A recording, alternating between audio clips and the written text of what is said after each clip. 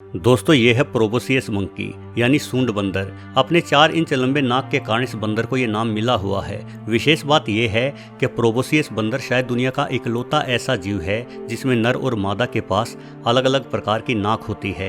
यानी ऐसी बड़ी नाक केवल नर बंदर के पास ही दिखाई पड़ती है, वहीं मादाओं की नाक बिल्कुल सामान्य आकार की नाक होती है। ये बड़ी नाक एक बोझ की तरह नर प्रोबोसियस बंदर के मुंह पर लटकी रहती है, इसलिए बंदर अपनी नाक के नीचे से हाथ ले जाकर ही भोजन को अपने मुंह तक पहुंचा पाते हैं। यानी ये नाक एक बेकार का झंझट ही है, किंतु ऐसा केवल हमें लगता है। वास्तव में प्रोबोसियस बंदर की ये बड़ी नाक उसके बहुत काम की है। असल में इन बंदरों के संसार में जिस बंदर के पास जितनी बड़ी और लटकी हुई नाक होती है उस बंदर को उतना ही खूबसूरत माना जाता है। यानी अधिक बड़ी नाक का मतलब है कि आपके पास मादाएं अधिक होगी, और सिर्फ मादाएं ही नहीं बल्कि सबसे बड़ी नाक वाले नर बंदर को ही झुंड का मुखिया माना जाता है। ये काफी अजीब बात है, मतलब नाक के इस्तेमाल से मादाओं को हासिल करना या झुंड पर प्रभुत्व कायम करने की कला और किसी जीव में नहीं देखी जाती। आमतौर पर नाक का काम सांस लेना और सूंघना ही होता है, वहीं जिन जीवों की नाक बड़ी होती है उन जीवों की सूंघने की शक्ति भी कहीं अधिक अच्छी होती है। लेकिन प्रोबोसियस बंदरों के मामले में ऐसा नहीं है। ये बंदर अन्य प्रजातियों के बंदरों जैसी ही सूंघने की शक्ति रखते हैं। वहीं हाथी जैसे विशालकाय जानवर अपनी बड़ी नाक को हाथ की तरह इस्तेमाल करने की क्षमता रखते हैं, लेकिन प्रोबोसियस बंदरों की नाक उतनी मजबूत भी नहीं है। ये अनोखा बंदर बोर्नियो द्वीप पर पाया जाता है। इस द्वीप के लिए प्रोबोसियस बंदर बेहद ही महत्वपूर्ण है। ये यहाँ रहने के लिए पूर्णतः अनुकूल है। आमतौर पर बंदर तैर नहीं पाते, किंतु अपने लंबे पैरों की मदद से प्रोबोसियस बंदर आसानी से तैर सकते हैं, इसलिए समुद्रों के अंदर भी भोजन ढूंढ लाते हैं। मादा बंदर अपने छोटे बच्चे को अपने पेट से चिपकाकर ही नदियों और समुद्रों की गहराई में उतर जाती है। इस दौरान छोटे प्रोबोसियस सांस रोके अपनी मां से चिपके रहते हैं। इस तरह से अपनी मां से चिपकने का गुण सभी प्रजातियों के बंदर लेकर पैदा होते हैं। यहाँ तक कि इंसानों में भी आपने देखा होगा कि यदि अभी अभी जन्मे किसी इंसानी बच्चे को भी आप अपनी उंगली पकड़ा दें तो वो बच्चा बहुत जोरों से उंगली पकड़ लेता है। असल में मानवों में भी वही गुण है जो बंदरों में है। हम भी किसी जमाने में जंगल में रहा करते थे और शिकार किया करते थे। उस दौरान मानवों के बच्चे भी बंदरों की भांति यूं ही अपनी मां के पेट से चिपक जाते होंगे। भले ही आज हम जंगल में नहीं रहते, किंतु इस तरह से चिपकने का गुण हमारी शिशु अवस्था में आज भी मौजूद है।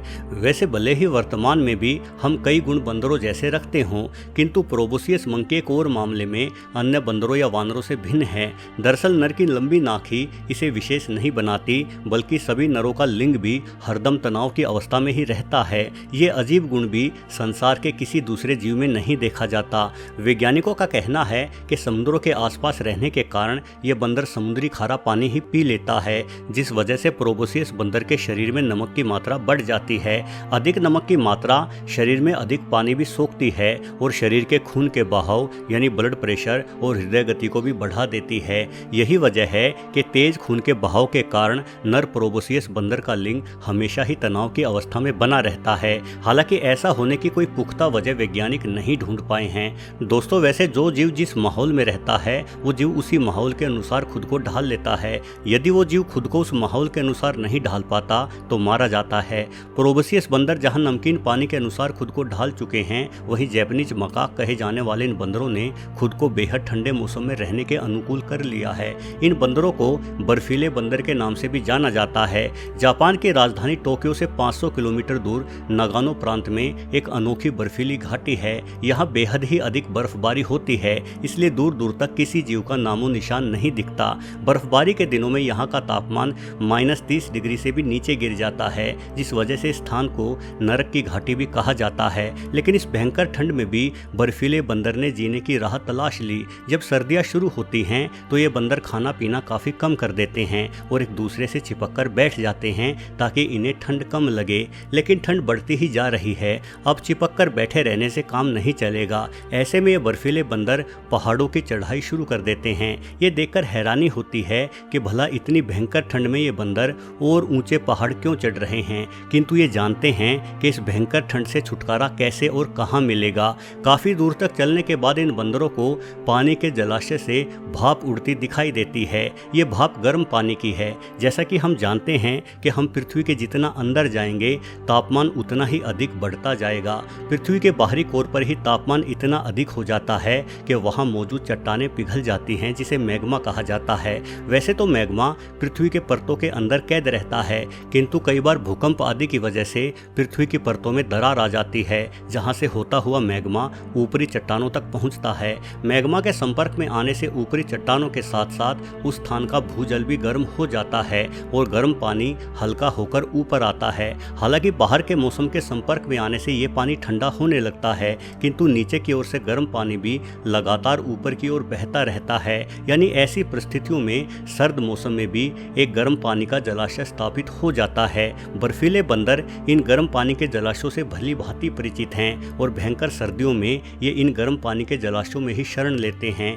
पानी में ये बंदर किसी साधु की ही तरह चैन से आंखें मूंदकर बैठ जाते हैं, मानो ये कोई तपस्या कर रहे हों। हालांकि छोटी उम्र के बंदर इस पानी में आकर खूब खेलते भी हैं। कुल मिलाकर गर्म पानी के ये स्रोत ही इन बंदरों को इतनी भयंकर ठंड में भी जिंदा रखते हैं। दोस्तों, जापान के इस ठंडे इलाके से करीब 12,000 किलोमीटर दूर अफ्रीका के सूखे घास के मैदान हैं। यहाँ बबून नामक बंदर पाया जाता है, जो जैपनीज मकाक के विपरीत बेहद ही गर्म मौसम में रहने की काबिलियत रखता है।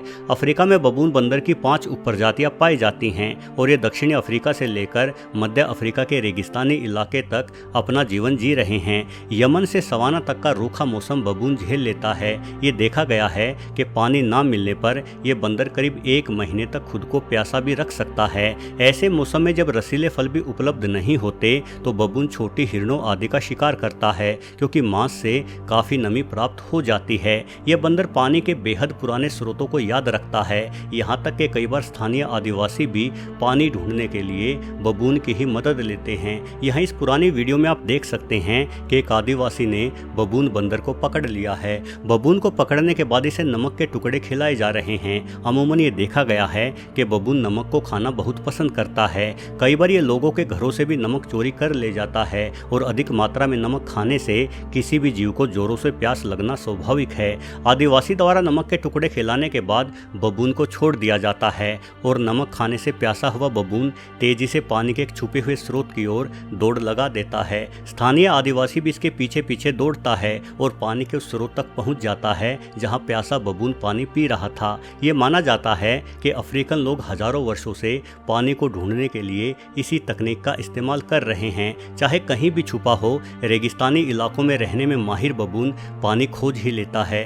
गर्म रेगिस्तान में केवल पानी के दम पर ही खुद को ठंडा किया जा सकता है। ये देखा गया है कि बबून अपने रहने के इलाके से 50 किलोमीटर की दूरी तक के पानी के ठिकानों को याद रखता है। वैसे बबून बड़े झुंड बनाकर रहते हैं और इनका झुंड काफी शक्तिशाली होता है। जरूरत पड़ने पर ये पर्यटकों से भी पानी या भोजन छीन सकते हैं। ये भी देखा गया है कि यदि आप जंगल में अपनी गाड़ी बिना लॉक किए खड़ी कर दें तो बबून आसानी से आपकी गाड़ी के डोर हैंडल को पकड़कर गाड़ी का दरवाजा खोल लेते हैं और अंदर रखा सारा सामान चोरी कर लेते हैं। यानी ये बंदर न सिर्फ शुष्क इलाकों में रहने के लिए खुद को ढाल चुका है, बल्कि भोजन के लिए प्रकृति पर निर्भर होने के साथ साथ चोरी करना भी सीख चुका है। वीडियो देखने के लिए आपका बहुत बहुत धन्यवाद।